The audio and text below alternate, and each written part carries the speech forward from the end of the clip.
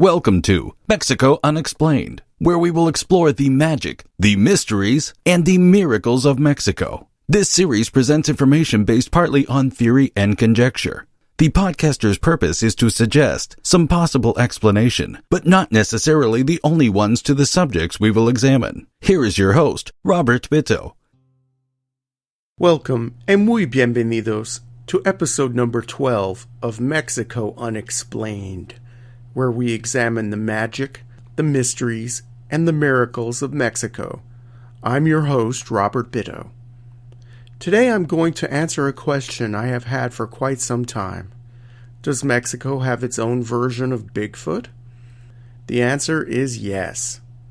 It's called the Sisimite, and he is only found in 3 Mexican states, Campeche, Chiapas, and Quintana Roo. It has been spotted in the jungle-covered tropical areas of these states and is said to range all the way down the heavily forested Central American Cordillera to Colombia, where he has been nicknamed the Darien Monster. The Sisimite is also called the Olmec ape, based on a figurine found at an Olmec archaeological site in the state of Campeche. The figurine dates back 2,000 years, and a photo of it can be seen at our website, MexicoUnexplained.com. So, what does this creature look like, and what are its origins? The Sisimite has been described as a hairy, ape-like creature, much larger than a human, with the face of a human. It has only 4 fingers and no thumbs, and in some cases it has been described as having backwards-facing feet. Sisimites walk upright like humans.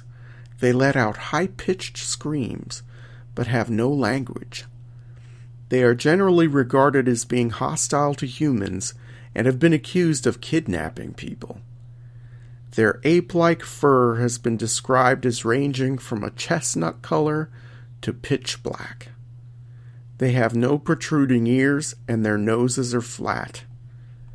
Cryptozoologists, those who study unknown or mythical animals, suspect that the Sisimite came across the Bering Land Bridge with humans and its northern cousin Bigfoot some 40,000 years ago.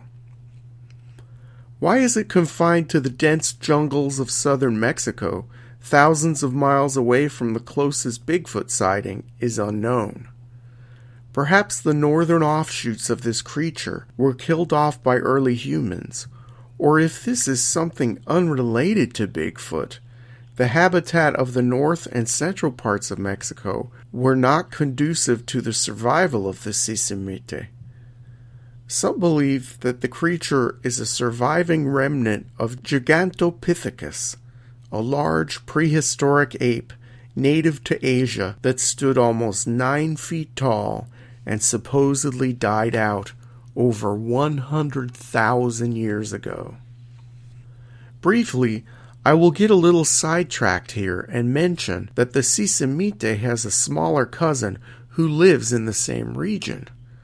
The creature's little cousin is simply called the Duende by Spanish speakers and the Duende by the English-speaking people of the country of Belize, which is in the heart of the Sisimite's territory.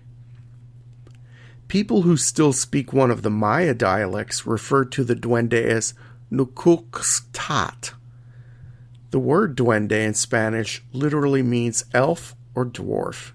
This creature is described as a much shorter, hairy humanoid and is often seen or depicted wearing a sombrero or woven palm leaves on his head. This 3 to 4 foot tall animal is described as a trickster, a mythical creature possessing magical powers. Often he has been described carrying a stick or machete and can be clad in rags or animal skins. The Duende has been described as a creature perpetually engaged in mischief. He has alternatively been known to rescue lost people in the forest and kidnap them. He is also seen as being a protector of all the animals in the jungle. The Duende is used to scare children not to play in the forest alone as it is said he may kidnap kids and take them to his cave to hold them hostage. Farmers may blame the tricks of the Duende for bad crops. Many people who have studied the Sisimite have categorized the Duende as more of a mythological creature, whereas his larger cousin could most likely be a real and yet undiscovered animal. The Duende is mentioned here because it also may be an embellished cryptid and have some of the same characteristics as have been ascribed to the Sisimite, notably a body covered in coarse fur and backwards-facing feet. The country of Belize issued a postage stamp as part of a folklore series that depicts the Duende. You can see a photo of the stamp on the Mexico Unexplained website. But back to our larger cryptid, the Sisimite. This creature has long been a part of the animal makeup of the forest, according to the Maya, who still live in the creature's territory. The traditional Maya beliefs, going back to ancient times, divide the world of spiritual beings into three categories. There are the main powerful deities that lord over the universe, the gods of the sky, the earth, the water, etc. Then there are the local spirits that may inhabit certain areas of the forest or a geographical feature, such as a mountain or a landmark tree. The last group of spiritual beings includes certain animals of the forest that are connected to the gods or local spirits.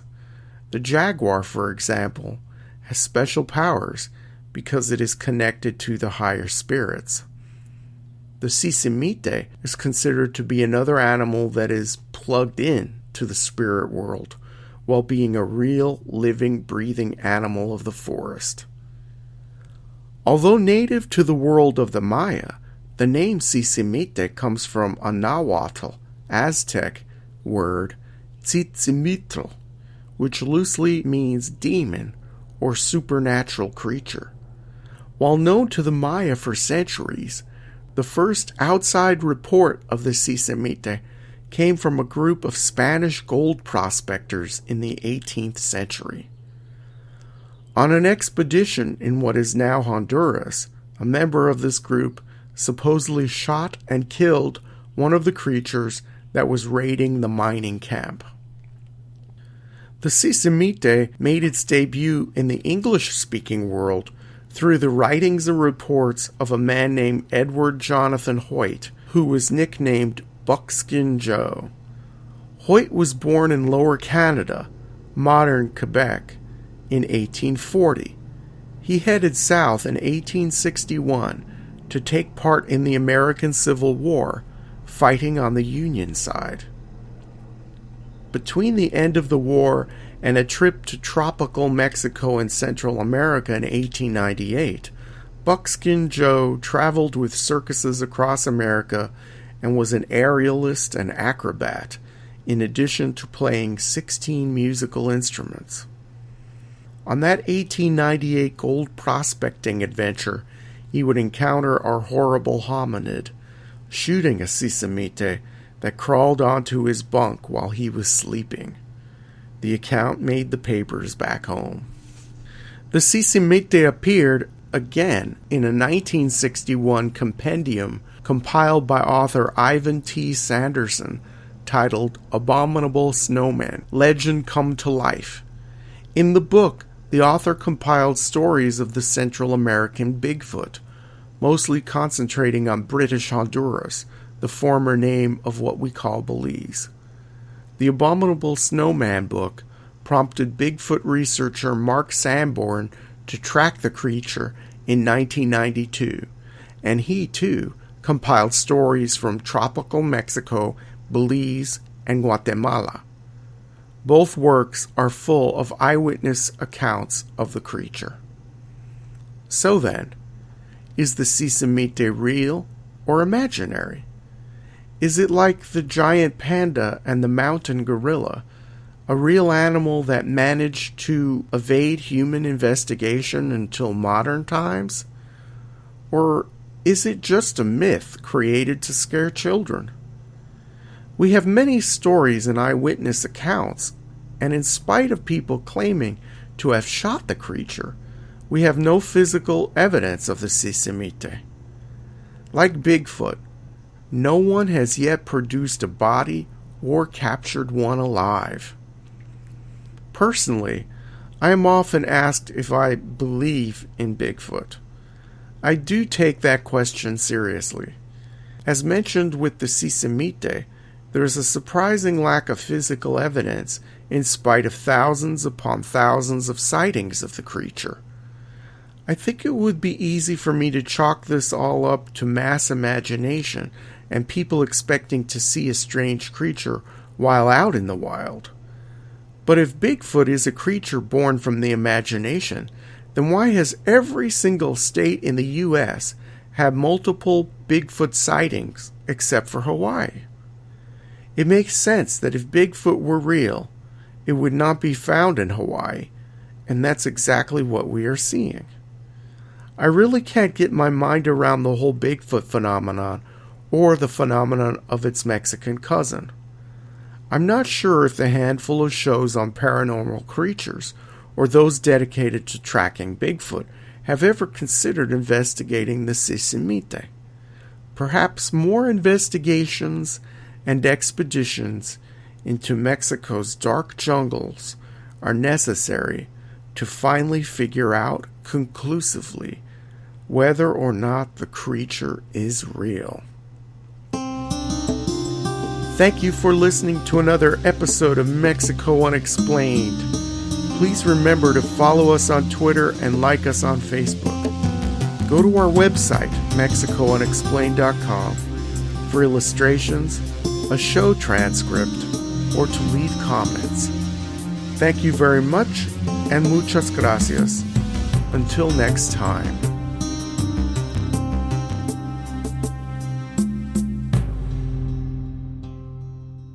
Thank you for listening to another episode of Mexico Unexplained with host Robert Bitto.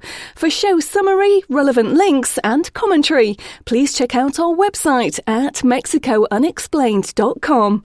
Like us on Facebook and be a part of the conversation. Adios and hasta la vista.